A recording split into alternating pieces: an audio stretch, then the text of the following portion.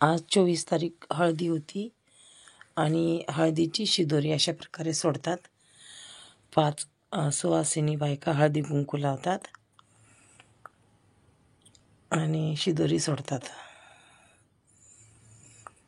आणि त्यातून शिदोरी जी असेल लाडू वगैरे शिदोरी ते सर्व बायकांना वाटतात.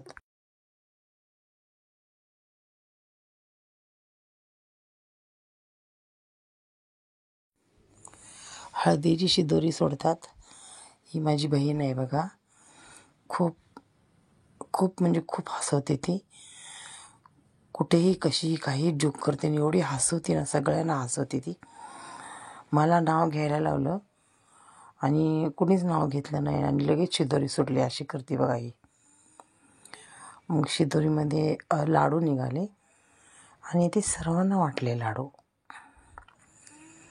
येथे सुद्धा ती मस्ती करते, खूप हसवते ते सगळ्यांना. खूप चांगला स्वभाव आहे तिचा. ही माझी बहीण आहे.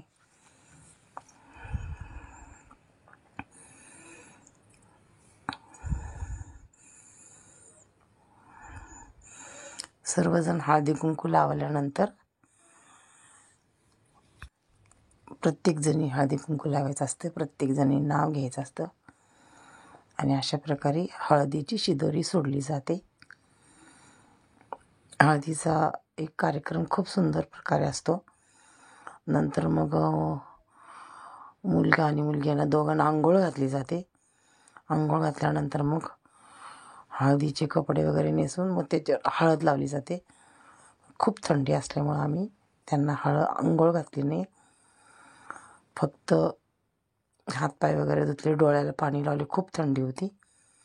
हळद लावल्यानंतर, कारण कसं सकाळी पण घरी आंघोळ करून आल्यानंतर नाही केले तरी चालते. मग उद्या सकाळी आंघोळ करूनच मग अक्षदाला पूजा वगैरे करून मग हे करतात, अक्षदा होतं मग. आणि उद्या सकाळी 6:15 6:30ला पूजा आहे. हे बघा आता लाडू निघाले त्याच्यामध्ये. ती द्यायला लागली. हीच माझी बहीण आहे. सगळ्यांना एक एक एक देते ती आता. इथे पण मस्ती करते बघा, इथे पण हसवते सगळ्यांना. आता ते सगळ्यांना वाटायला गेली ती.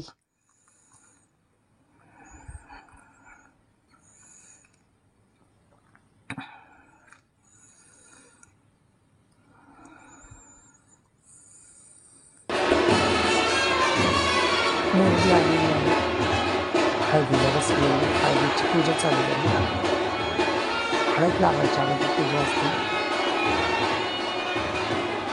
महात्मा म्हणून पूजा करतात.